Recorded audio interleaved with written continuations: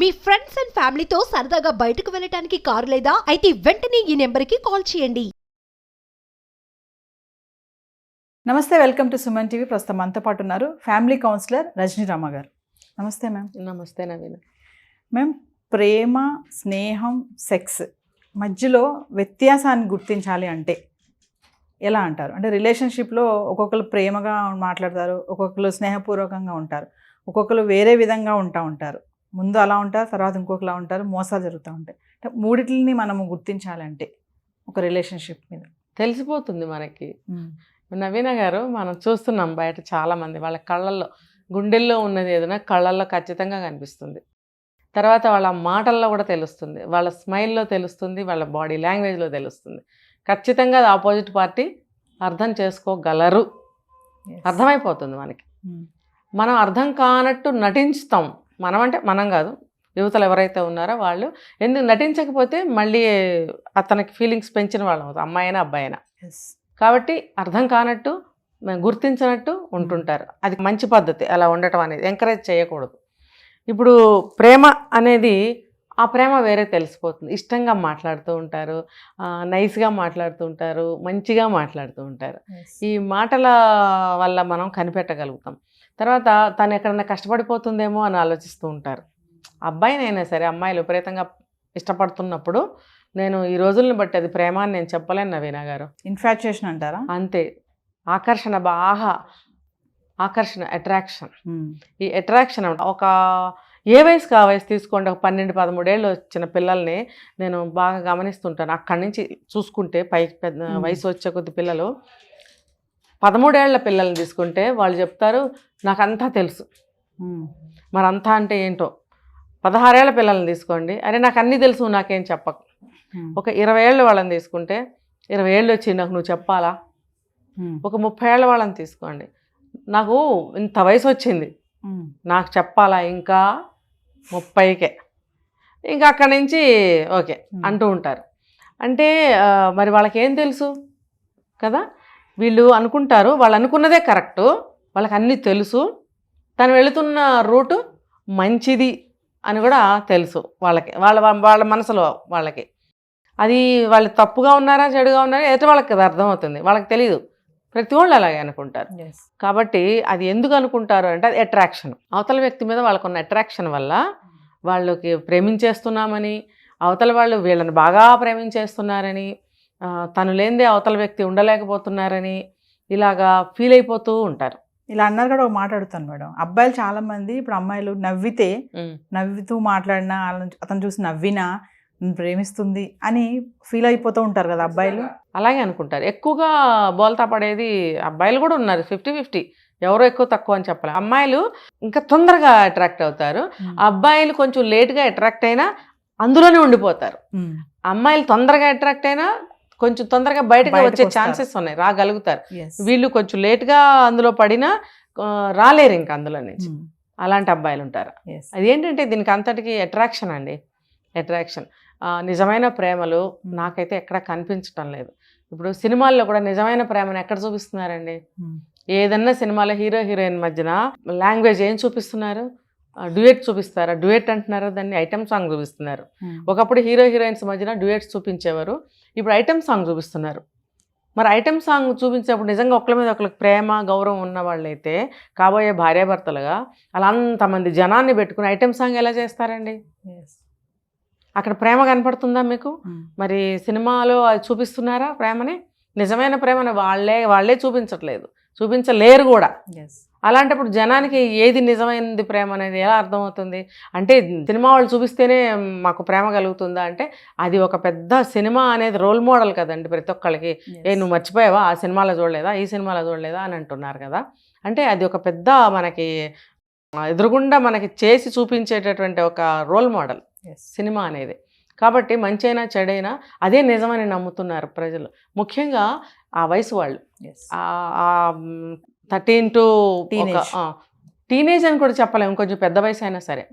ఆ పెద్ద వయసు వచ్చినా బోర్లా పడుతున్నారు కదా. ఒక 30 సంవత్సరాల వరకు అనుకోండి, అది అంతా వాళ్ళకే తెలుసు అంటారు. ఒక 40 సంవత్సరాలు వస్తే కానీ కొంచెం అంత ఏమన్నా తెలుస్తుందేమో వాళ్ళకి, అప్పటికి జరగాల్సింది జరిగిపోతుంది. కాబట్టి ఈ ప్రేమలు నిజమైన ప్రేమలు అనేవి లేవు.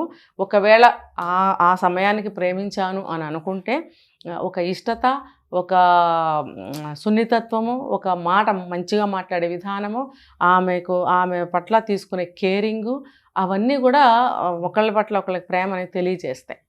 అట్రాక్షన్ అనేది ఇలా ఉంటుంది నేను చెప్పినట్టు. కాబట్టి వ్యామోహం అంటారు కదా మేడం, మరి వ్యామోహం అంతే ఆ అబ్బాయి నచ్చాడు, ఈ అమ్మాయి నచ్చింది కాబట్టి కొంచెం లైన్లో పెట్టుకుని మనము మన కోరిక తీర్చుకోవచ్చు ఇఫ్ ఆమెకి ఇష్టమైతే. అలా ఉంటున్నారుగా ఇప్పుడు, అలా కూడా ఎక్కువ ఉంటుంది. ఇది ఈజీగా ఇద్దరు ఒకళ్ళ ట్రాక్లోకి ఒకళ్ళు వచ్చేస్తున్నారు. చాలా ఈజీ ఇది వీళ్ళకి, ఎందుకంటే ఇది ఎవరికి తెలీదు. ఏముంది, కాసేపు హోటల్కి వెళ్ళి భోంచేసి వచ్చినట్టే కదా, వెళ్దాం పదా అంతే, అయిపోయాయి. మళ్ళీ ఒకటిసారి రెండుసార్లు వాళ్ళు ఇంకొక వాళ్ళతో వెళ్ళిపోతుంటారు. అంటే అందులో రియల్ లవ్ ఉండదంటారా? లవ్వా? వ్యామోహం కదా మనం మాట్లాడుకుంటున్నాం. వ్యామోహం ఉన్న వాళ్ళకి లవ్ ఉంటుందా? లవ్ ఉన్న వాళ్ళకి వ్యామోహం ఉంటుందా? ప్రేమ ఎప్పుడు త్యాగాన్ని కోరుతుందండి, ఇంకా మరి దేన్ని కోరదు. ఆ వ్యక్తికి ఏదన్నా గాలి తగిలినా కూడా నొప్పి కలుగుతుందేమో, లేకపోతే ఆ వ్యక్తి కోసం నేను ఇది చెయ్యాలి అది చెయ్యాలి, తన కళ్ళల్లో బాధ చూడకూడదు, అతను ఎప్పుడు కూడా సంతోషంగా ఉండాలి, ఇలా అనుకునేది ప్రేమ అండి. అది ఎక్కడుంది? లేదు కదా మేడం. ఒక్కొక్కరికి లవ్ అనేది స్కూల్ ఏజ్ నుంచి ఉంటుంది కదా, మామూలుగా స్కూల్ ఏజ్లో ఒక లవ్ అంటారు, కాలేజ్ అంటారు, కానీ ఫైనల్గా చేసుకునేది ఒకళ్ళు ఉంటుంది పెళ్ళి. అంటే అవన్నీ ఎలా చూడొచ్చు, దీన్ని ఎలా చూడొచ్చు అంటారు? మీరు స్కూల్ అన్నారు కాబట్టి అది ఇష్టం అండి, అది ఒక అనుబంధం. చిన్నప్పటి నుంచి ఒకే స్కూల్లో 10th వరకు చదివిన వాళ్ళు ఉంటారు, తర్వాత కూడా కలిసి చదువుకునే వాళ్ళు ఉంటారు. ఇది ఒక బంధం ఏర్పడుతుంది చిన్నప్పటి నుంచి, బాగా మంచి స్నేహంతో, ఒకళ్ళంటే ఒకళ్ళ ఇష్టంతో. అంటే ఒకళ్ళ ఇద్దరి ఇష్టాలు ఒకటే అవ్వచ్చు, ఒకళ్ళంటే ఒకళ్ళకి వాళ్ళ లక్షణాలను బట్టి ఇష్టత కలగచ్చు. అది 10 ఏళ్ళు కలిసి పెరిగినప్పుడు ఆ బంధం బాగా పెరుగుతుంది వాళ్ళ మధ్యన.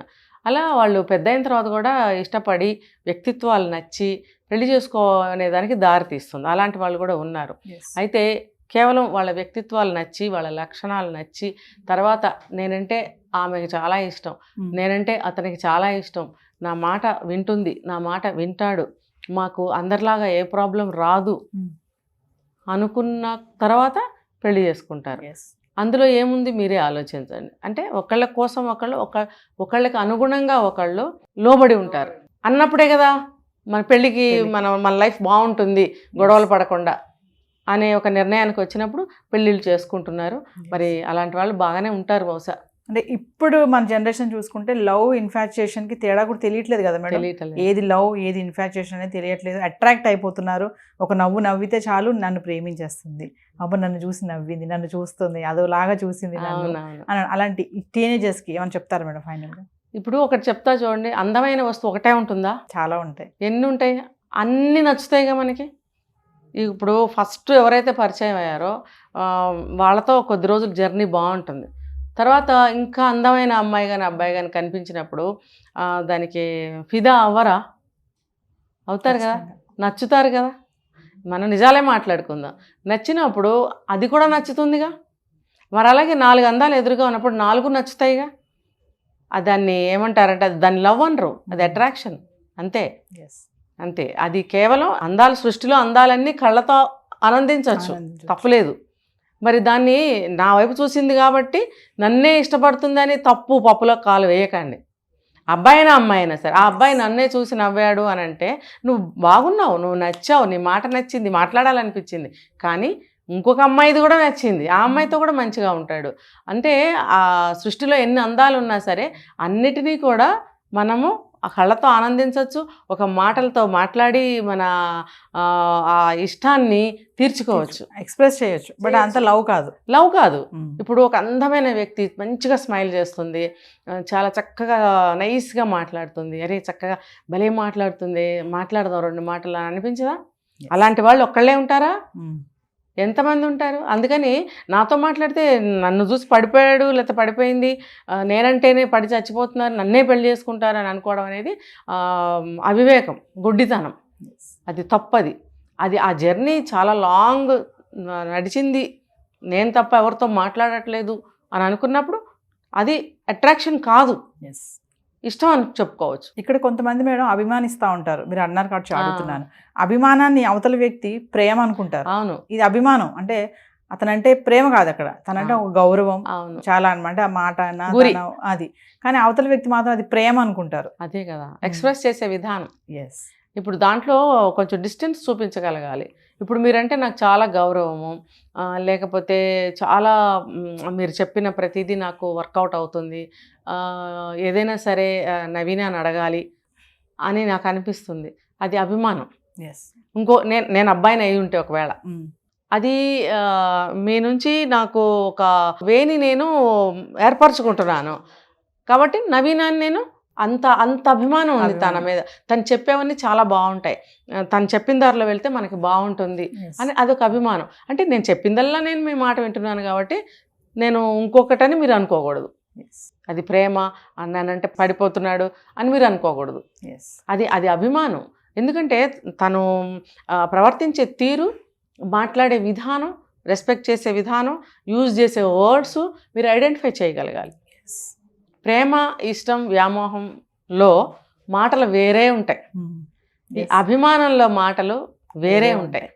సార్ మీరు చెప్పింది చాలా బాగుంది సార్, అది వర్కౌట్ అయింది సార్, మళ్ళీ నాకు ఇంకొక సమస్య వచ్చింది సార్, దీనికి ఏం చేయాలంటారు? నిజంగా రాత్రంతా నేను మీరు చెప్పిన దాని గురించి ఆలోచించాను, చాలా బాగా అనిపించింది, ఆలోచిస్తుంటే నాకు నిద్ర కూడా పట్టలేదు సార్ అన్నప్పుడు, అమ్మో నా గురించి ఆలోచించి నిద్ర పట్టలేదా అమ్మో అనుకుంటే ఎలా? నువ్వు వేరే ఆలోచిస్తున్నావు, నువ్వు తనన్నది వేరు. అది సరిగ్గా గుర్తుపట్టాలన్నమాట. నీకు గుర్తుపట్టలేకపోతే నువ్వు ఎప్పుడైనా క్లారిటీ తీసుకోవచ్చు. ఏమ్మా కాదు, తీసుకోకపోతే ప్రాబ్లమ్స్ వస్తాయి. ఏంటి మరి ఏమనుకుంటున్నావు నా గురించి, నా ఒపీనియన్ ఏంటి అన్న వాడికి క్లారిటీ తీసుకోవచ్చు. అంతేగాని గుడ్డిగా వెళ్ళొద్దు. ఇలాంటివి పాటించడం వల్ల సమాజం కొంచెం బ్యాలెన్స్గా ఉంటుంది. Thank you ma'am.